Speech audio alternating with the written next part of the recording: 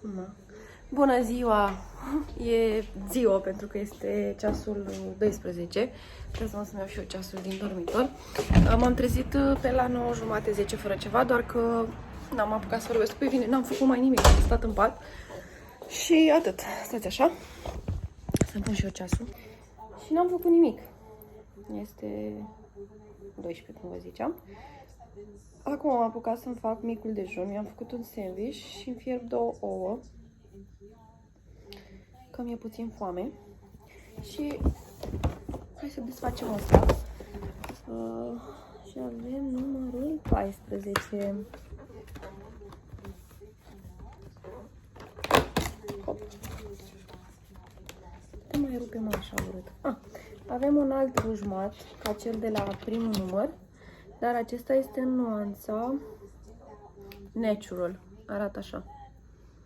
E foarte drăguț, îmi place culoarea foarte, foarte mult. Bineînțeles că îl pun la loc. Și mai avem o groază de zile. Bine, îți spune pe aici cam ce ar trebui să conțină. Mai mult văd că sunt rujuri și lip gloss-uri din ce văd eu pe aici. Dar da. Și, cum vă ziceam, am pus apa să fiarbă, pentru că vreau să fac... să-mi iau... Unde n-ai băi priza de la... Iar apusoi din brad. Okay. Vreau să bag brad de priză. Că nu l-am mai băgat de câteva zile. Așa. Perfect. Arată și el drăguț. Așa. Și ziceam că am pus niște apă la fiert. Mi-am făcut un sandwich aici pe masă. E puțin dezastru prin casă, dar să sperăm că se va face curat la fel de repede pe cum cred eu că se va face. Da, mă rog, am strâns eu puțin pe aici prin bucătărie, lucrurile care erau pe masă. Arș. Am dormit binișor, deși... De ce zic binișor? Pentru că aseară pe la 11, de fapt pe la 10 și ceva, am băut o cola zero. Și asta mi-a dat puțin stări de somn. Dar, na, asta e, se mai întâmplă. O să pun niște sare în apa în care voi fierbe ouăle. Așa. Astăzi de mâncare facem bucății de care ziceam zilele trecute, că nu i-am făcut.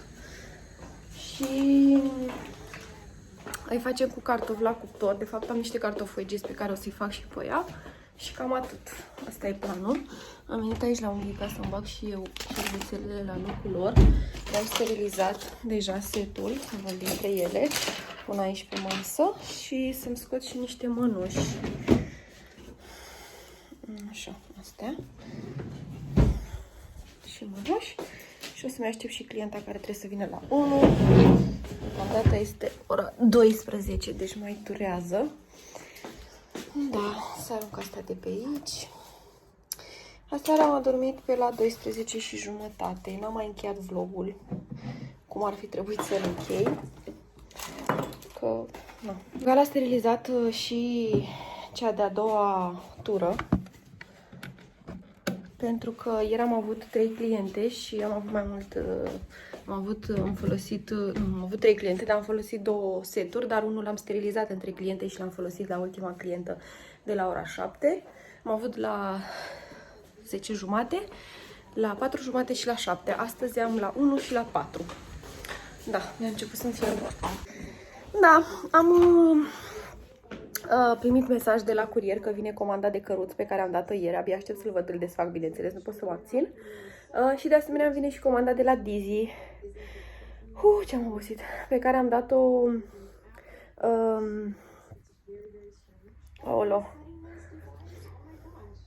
Pe care am dat-o pe data de... Nu mai știu, săptămâna trecută, joi sau vineri. Și vine comanda, vin niște bocanci. Mi-am luat niște bocanci de pe Dizzy, foarte frumoși de altfel, o să-i vedeți când o să vină astăzi. Și în rest am comenzile de pe Sinsei, care niciuna nu zice că ar trebui să vină. Am o comandă de pe H&M, care la fel nu cred că vine până săptămâna viitoare. Și cred că cam atât. Da. Și asta e. În fine, mă duc să îmi fac de mâncare și noi ne auzim mai târziu puțin.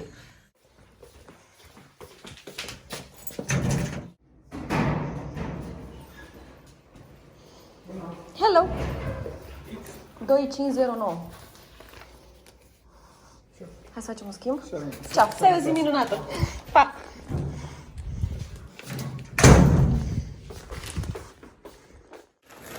Mi-a venit coletul. Nu pot să mă abțin și trebuie să-l desfac. E de la Dizzy. Ce îmi face tare drăguța. Nice! Așa.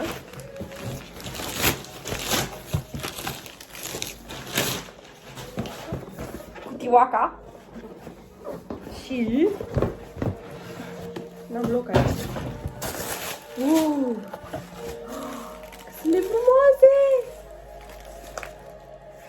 Super! Super, super! Am și lanțul aici. Și cealaltă aici. Vedeți cu lanțul ăsta de ziceasorul mea, că pot să-l dau jos. Sunt foarte frumoase. Și au fermat și pe stânga și pe dreapta. Foarte șmecher. Și au fost 100, nu, au fost mai puțin, nu au fost 199 de lei, au fost 149 de lei. Și n-am plătit livrare, că au avut livrarea gratuită. Sunt foarte drăguț.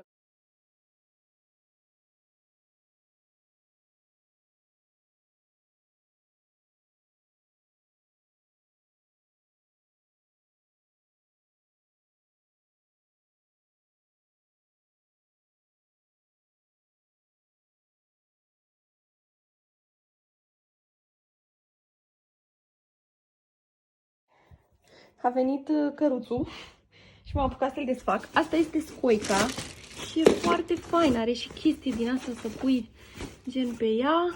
Uite, cam așa. Foarte șmecheră, cu centură, bineînțeles. Și cu un veliș pentru picioare.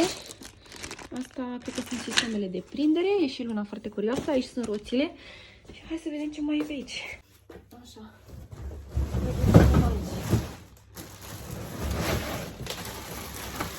Foarte roz. Așa, a primit și geantă, în care mai e ceva băgat. Aici e căruțuțile, care va trebui să mă trimis să desfac. Deci, m-am distrat eu pe aici cu căruțul. Am montat scoica, ca să fie gen cea care va fi demontat. Dar vreau să vă zic că tare ușor se manevrează căruțul ăsta. Îmi place mult de tot. E foarte, foarte șmecher, super ușor. Și adică nu fac nimic, e foarte, foarte șmecher. Are și gentuță de depozitare aici. Adică, nu, asta cu isofixul ăsta de așa să-l desfaci de aici. Am găsit niște chestii care au rămas. Aici este landou. Îl montase mai devreme, dar l-am dat jos pe ăsta și am lăsat scoica.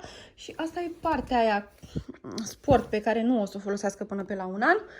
Dar e foarte, foarte frumos, adică îmi place mult de tot. Da, cam așa arată. Eu am băut un pic de cafea. Am dat o jumătate de cor, dar nu mai place. Mai vreau să mănânc. Și aștept să vină soțul acasă. Și cam atât. Hai, pa!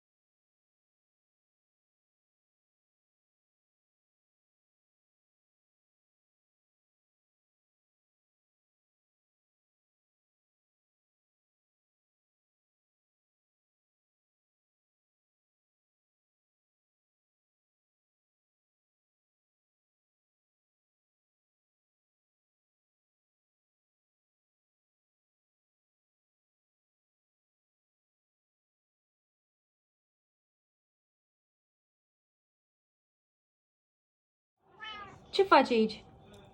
A? Luna? Ce faci, mami, aici? Iubita mea? Ce vrei? Iubito?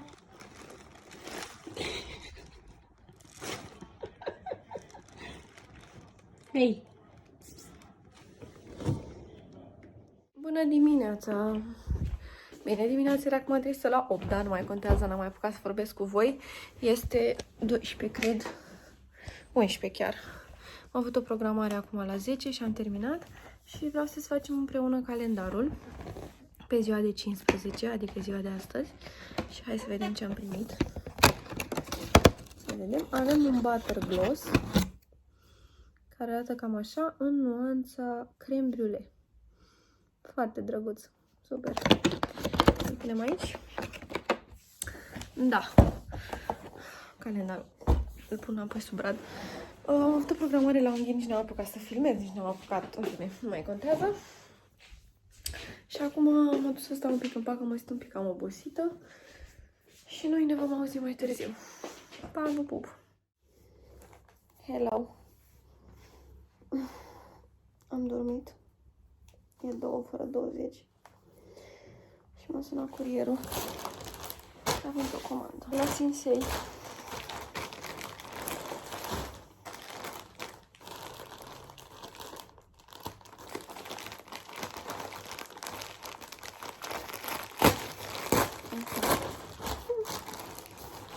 Deci, i-am luat bebelinei cunatei mele niște bădiuțe pentru cea mică cu totul, care sunt așa, cu pinguini, sunt foarte drăguțe, 56 sunt astea. Astea arată așa, sunt foarte cute. Așa. Și mi-am luat un training din asta așa, foarte drăguț, care e cu Mickey Mouse, aici scrie așa. L-am luat în mărimea L și chiar pare destul de mare, o să-l probez imediat. Și ăsta este hanoracul. Foarte fain. Ăsta a fost 110 lei. Și o pereche de pijamale cu Mickey Mouse în mărimea extra large, cause why not, adică XL. Stați așa că stau un pic în... În fine. Asta e tricoul, care e tot cu Mickey Mouse. Și ăștia sunt pantalonii. E foarte cute. Asta a fost 50 de lei, parcă mi-aduc bine aminte. 60 de lei setul ăsta. Hai să-mi iau setul, să vedem. Mi-am îmbrăcat. Uitați așa. Și cam așa vine. E un pic larg, dar îmi place că e foarte cozy așa. Chiar vine foarte, foarte fain. Îmi place mult de tot. Da. Să mai zis că a fost 110 lei. Foarte drăguț. Asta chiar îmi place. Da. Foarte încântată sunt de el. Chiar e foarte drăguț. Uite ce drăguță e inscripția asta pe el aici. Aici cu Mickey. Și l-am acolo pe picior. Foarte drăguț.